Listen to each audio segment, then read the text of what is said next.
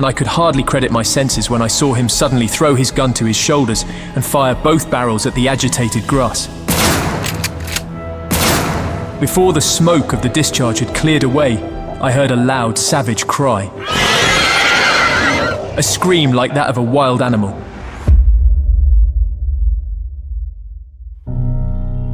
Welcome to Meteoread Audiobooks, your best companion, where classic tales are brought to life like never before.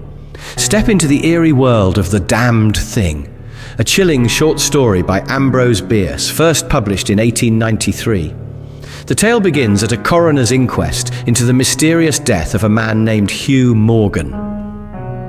Through testimony and Morgan's haunting journal, a horrifying truth emerges. An otherworldly creature lurks in the wilderness, defying the laws of nature and perception itself. Think of it as a Netflix show without the visuals. Now, dim the lights, settle in, and let the dread sweep over you.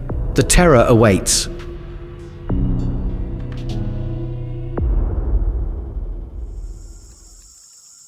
By the light of a tallow candle which had been placed on one end of a rough table, a man was reading something written in a book. It was an old account book, greatly worn, and the writing was not apparently very legible, for the man sometimes held the page close to the flame of the candle to get a stronger light upon it. The shadow of the book would then throw into obscurity a half of the room, darkening a number of faces and figures, for besides the reader 8 other men were present. 7 of them sat against the rough log walls, silent and motionless, and the room being small, not very far from the table. By extending an arm, any one of them could have touched the 8th man, who lay on the table, face upward, partly covered by a sheet, his arms at his sides. He was dead. The man with the book was not reading aloud, and no one spoke. All seemed to be waiting for something to occur. The dead man only was without expectation. From the blank darkness outside came in, through the aperture that served for a window, all the ever-unfamiliar noises of night in the wilderness. The long, nameless note of a distant coyote, the stilly pulsing thrill of tireless insects in trees, strange cries of night birds, so different from those of the birds of day, the drone of great blundering beetles, and all that mysterious chorus of small sounds that seem always to have been but half heard when they have suddenly ceased, as if conscious of an indiscretion. But nothing of all this was noted in that company.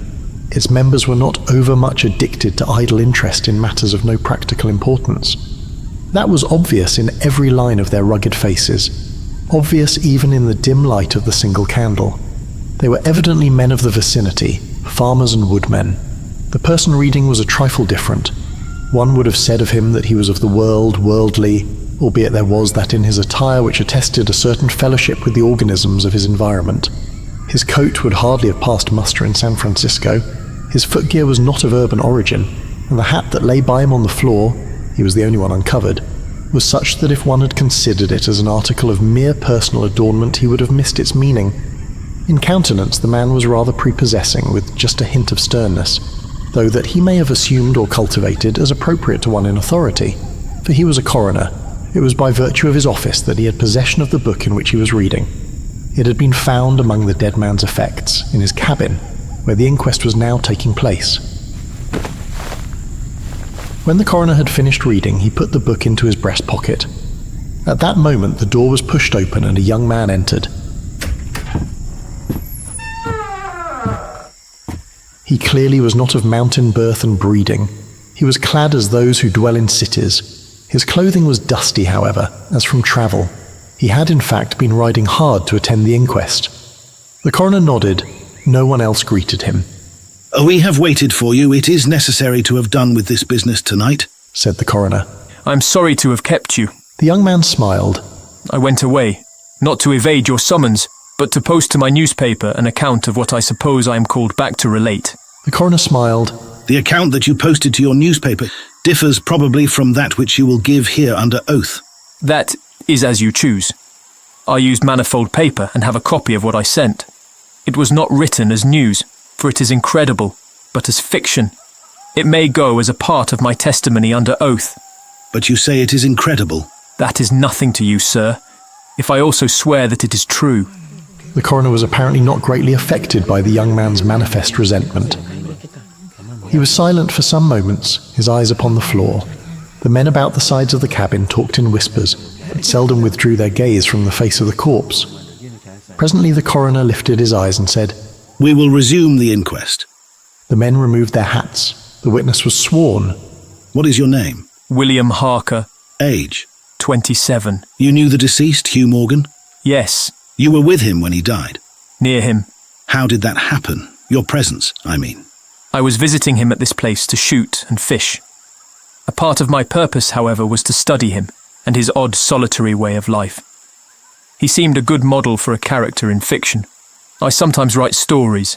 "I sometimes read them." Thank you. "Stories in general, not yours." Some of the jurors laughed.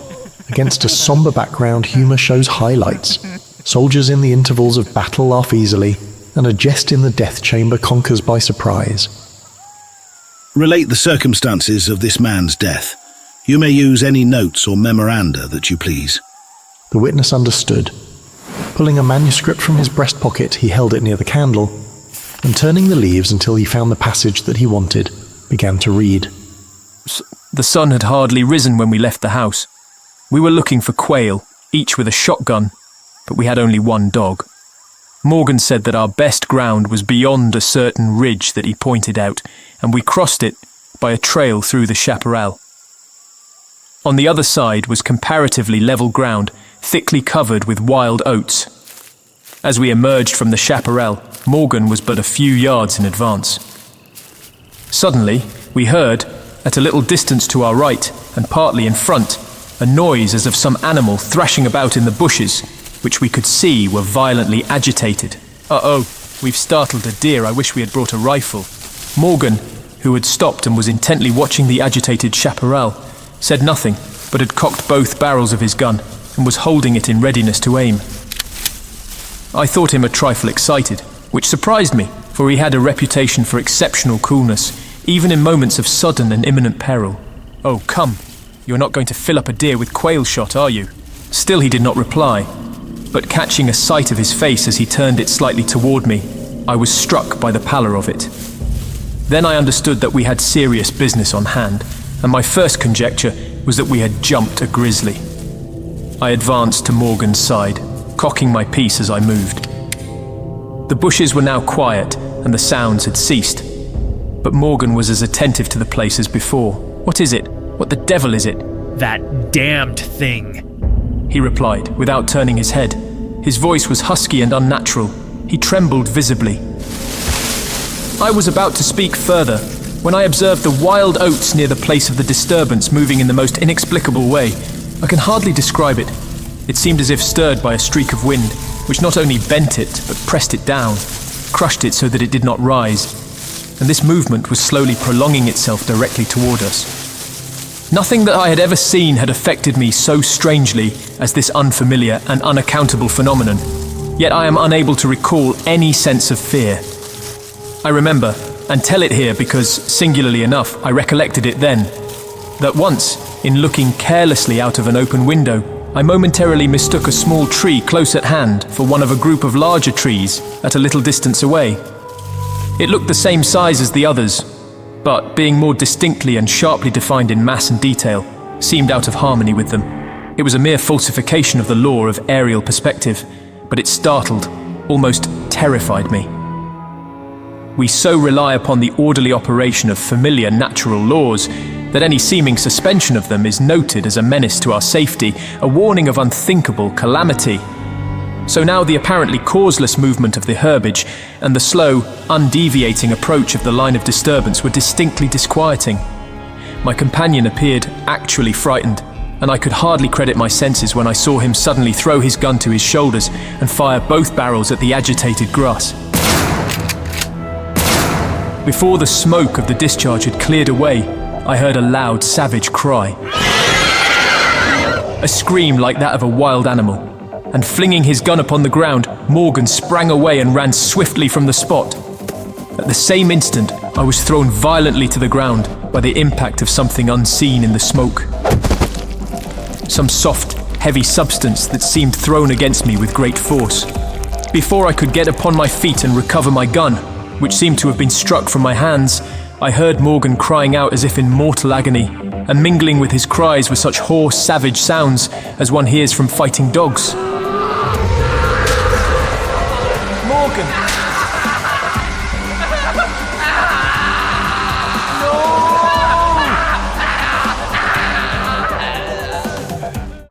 Hey, you still there? Sorry for jumping in while you're listening. Just wanted to quickly mention that we publish stories like this every Sunday. If you're enjoying it, consider subscribing for more. Happy listening. Inexpressibly terrified, I struggled to my feet and looked in the direction of Morgan's retreat, and may heaven in mercy spare me from another sight like that. At a distance of less than 30 yards was my friend, down upon one knee, his head thrown back at a frightful angle, hatless, his long hair in disorder and his whole body in violent movement from side to side, backward and forward. His right arm was lifted and seemed to lack the hand. At least I could see none. The other arm was invisible. At times, as my memory now reports this extraordinary scene, I could discern but a part of his body. It was as if he had been partly blotted out. I cannot otherwise express it. Then a shifting of his position would bring it all into view again. All this must have occurred within a few seconds, yet in that time, Morgan assumed all the postures of a determined wrestler vanquished by superior weight and strength. I saw nothing but him, and him not always distinctly. During the entire incident, his shouts and curses were heard, as if through an enveloping uproar of such sounds of rage and fury as I had never heard from the throat of man or brute. For a moment only I stood irresolute, then throwing down my gun I ran forward to my friend's assistance. I had a vague belief that he was suffering from a fit or some form of convulsion. Before I could reach his side, he was down and quiet. All sounds had ceased, but, with a feeling of such terror as even these awful events had not inspired, I now saw the same mysterious movement of the wild oats prolonging itself from the trampled area about the prostrate man, toward the edge of a wood. It was only when it had reached the wood that I was able to withdraw my eyes and look at my companion. He was dead.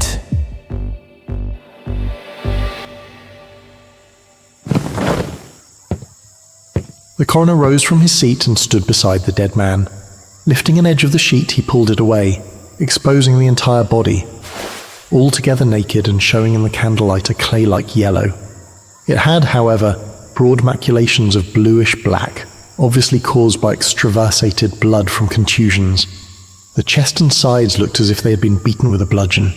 There were dreadful lacerations. The skin was torn in strips and shreds.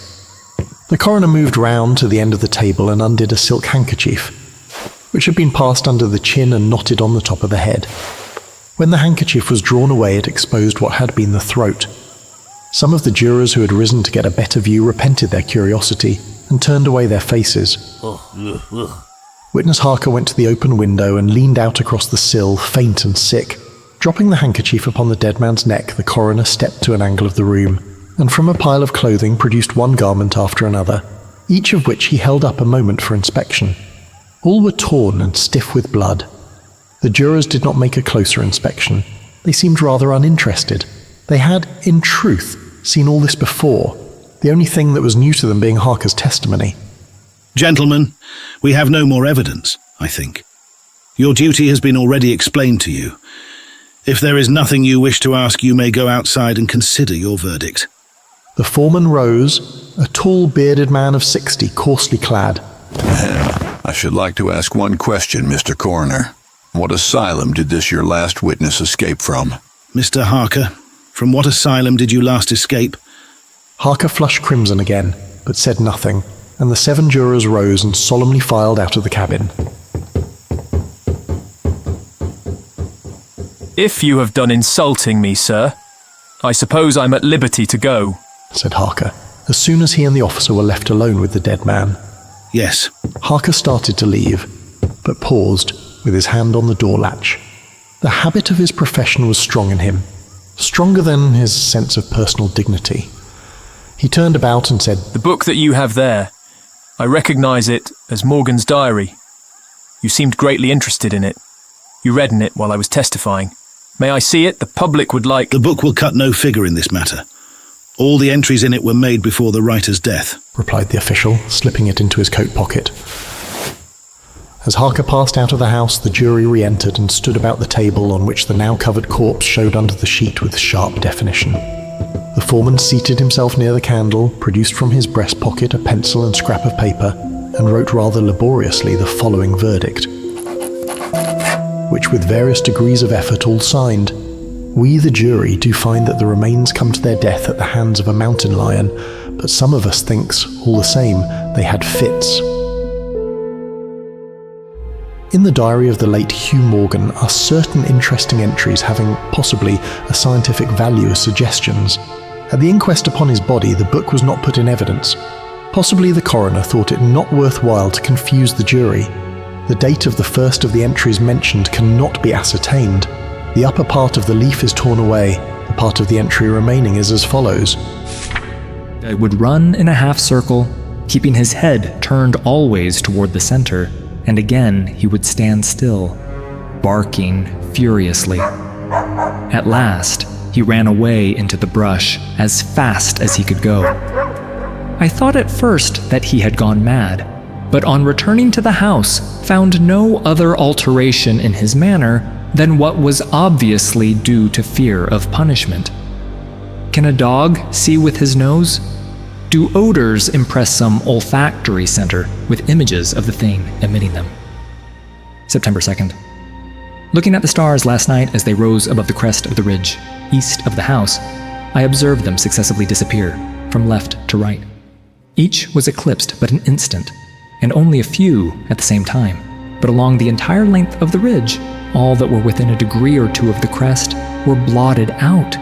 It was as if something had passed along between me and them, but I could not see it, and the stars were not thick enough to define its outline.